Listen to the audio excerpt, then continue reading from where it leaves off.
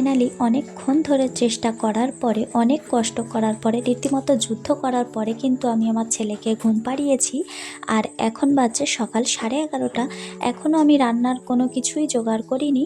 তাহলে চলো আগে আমি রান্নার কিছু জোগাড় করে নিই, রান্নার কাছে যাই, তারপরে তোমাদের সঙ্গে আমি আমার ইন্ট্রোটা দিয়ে নেব। তো হ্যালো এভরিওয়ান, কেমন আছো তোমরা সবাই? আশা করি সবাই খুব ভালো আছো। সাদিয়ার ডায়েরির নতুন আরও একটি ভিডিওতে তোমাদের সবাইকে স্বাগত জানাই। কালকে যে আমি এই উনানে রান্না করেছিলাম, রান্না মানে এখন এই বর্ষার সময় এই দিক থেকে জলের যে ঝাপটা আসে, তো সেই জন্য শুধু ভাতটাই উনানে করা হয়, আর যে তরকারিগুলো সেগুলো সমস্ত কিছু আমি গ্যাসে রান্না করি। তো কালকে ভাত রান্না করার পরে আর উনানটা লেপা মোছা করা হয়নি, যেহেতু ছাইও খুব গরম থাকে, সেহেতু পরের দিন সকালে ছাই বার করে নিই উনান থেকে। তো আজকে সকাল থেকে তো খুবই ব্যস্ততম দিনে কেটেছে আমার, কারণ আমার শাশুড়ি মা বাড়িতে ছিল না। যত যাই হোক কিন্তু মা কিন্তু মাই হয়, বাড়িতে না থাকার কমতিটা বাড়িতে না থাকার পরেই বোঝা যায়। তো যাই হোক, আমার ছেলেকে ধরার লোক ছিল না, আর হলো গিয়ে ও কালকে খুব জেদ করছিল, ওর পিসির বাড়িও থাকতে চায়নি। সেই কারণে করে আমি আর এই উনুনের দিকে আসতে পারিনি, আর এখানকার কোনো কাজ করতে পারিনি।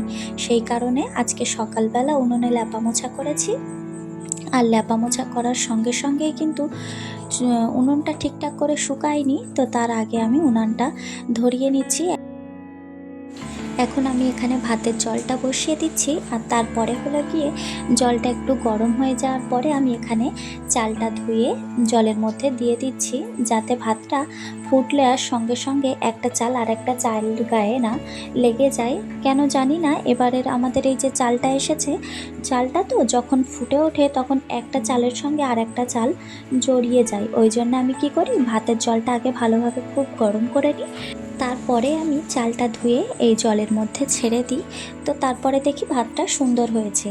আর এই যে কালকে এই উচ্ছেগুলো কিন্তু আমার গাছের উচ্ছে, তো দেখছিলাম আজকে কয়েকটা উচ্ছে কিনে এনেছি, আর কালকে গাছ থেকে যে উচ্ছেগুলো পেড়ে রেখেছিলাম সেগুলো দুটো তিনটে মতো খারাপ হয়ে গিয়েছে, দুটো তিনটে টমেটোও খারাপ হয়ে গিয়েছে।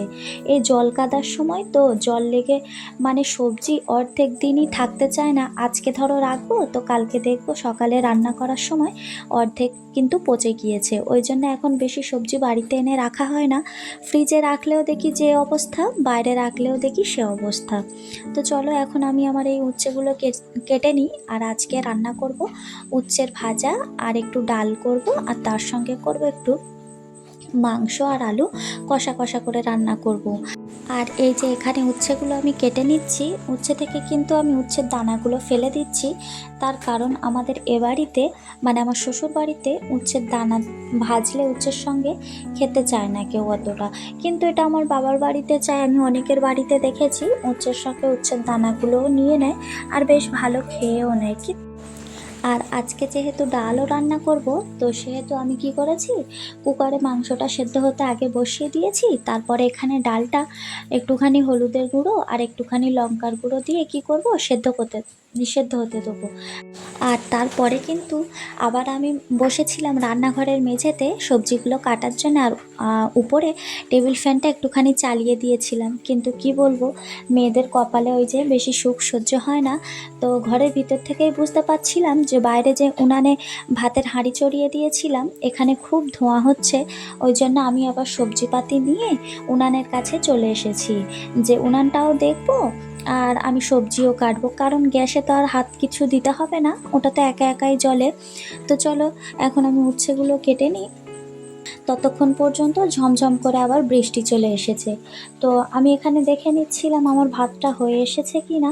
আর হ্যাঁ, ভাতটা একদমই হয়ে গিয়েছে। তাই জন্য কি করেছি, তাড়াতাড়ি করে ভাতের ফ্যানটা আগে ঝাড়াতে বসিয়ে দিয়েছি। আর যেহেতু এই উনান বরাবর আমার আবার উপর থেকে মানে অ্যালবেস্টারের চাল থেকে আবার জল পড়ে টোপা কেটে কেটে, একদম উনুনের ভিতরেই পড়ে এখান থেকে যে জলটা পড়ে। তো তাই জন্য কি করি, আমি দুটো অ্যালুমিনিয়ামের এই বড় বড় যেই গামলি আছে, এ দুটো আমার শাশুড়ি মায়ের অনেক পুরাতন। তো এই দুটো নিয়ে আমি একটা ওই বড় উনানটায় চেপে দিই, আর একটা ছোট উনানটায় চেপে দিই। উনান দুটোর একটা গল্প আছে, যেটা আমি তোমাদের সঙ্গে পরবর্তী কোনো ভিডিওতে শেয়ার করব। আজকে যখন এডিট করছিলাম তখন আমার খুব মনে পড়ছিল যে উনান দুটো আমি কিভাবে আমার দিদির সঙ্গে আমার কাকিমাদের সঙ্গে কত দূর থেকে মাটি এনে তৈরি করেছিলাম, টোটোতে করে কিভাবে আমার শ্বশুরবাড়ির এখানে এনেছিলাম। খুব মনে পড়ছিল সেসব স্মৃতিগুলো। এই স্মৃতি নিয়ে বেঁচে থাকা ছাড়া আর আমাদের কী বা কাজ আছে। তো যাই হোক, এখন উচ্ছেগুলো আমি ভেজে নেব। আর আমি কিন্তু যে কোনো ভাজাভাজির কাজ মানে যে কোনো ভাজাভুজি আমি রান্না করি কেমন প্রসেসে, আগে আমি শুধু তেলের উপরে কোনো সবজি ছেড়ে নুনটা দিয়ে দিই। হলুদটা কিন্তু তখন দিই না। কেন, পার্সোনালি আমার মনে হয় হলুদটা প্রথমে দিলে যে কোনো সবজিতে তেলটা একটু বেশি টেনে নেয়। আর আমার শ্বশুরমশাই যেহেতু হার্টের পেশেন্ট, তেল বেশি খান না, ওই জন্য আমি কি করি, হলুদটা একটু শেষে গিয়ে দিই যাতে তেলটা একটু কম লাগে।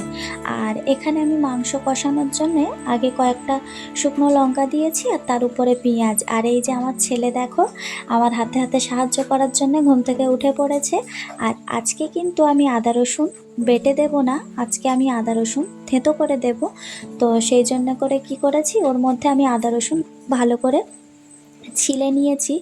আর এই যে ঠুকনিটার ভিতরে আদা রসুনটা থেঁতো করে নিয়েছি। এভাবে কোনো দিন বন্ধুরা রান্না করে দেখো, খুব ভালো লাগবে। তো আজকের ভিডিওটা এই পর্যন্ত, দেখা হবে খুব তাড়াতাড়ি পরের একটা ভ্লগে। যদি আমার ভিডিওটা ভালো লেগে থাকে তাহলে সবাই লাইক, কমেন্ট, শেয়ার এবং সাবস্ক্রাইব করে আমার পাশে থাকবেন।